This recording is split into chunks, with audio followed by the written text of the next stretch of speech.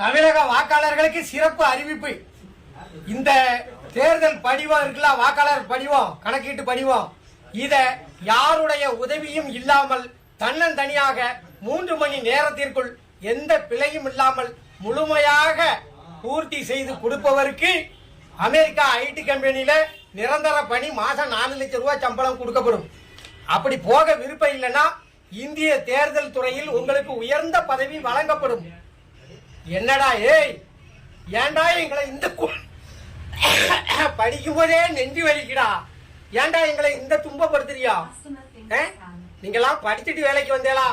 மாடு மேய்க்கிறவனுக்கு கூட நல்ல மனிதாபிமானம் உள்ள அறிவு வேலை செய்யுமே, படிச்ச உங்களுக்கு அறிவே இல்லையா? இதை எந்த பைய பூர்த்தி செய்வான்? போன தேர்தலில் ஓட்டு போட்டதே யாவும் இல்லை.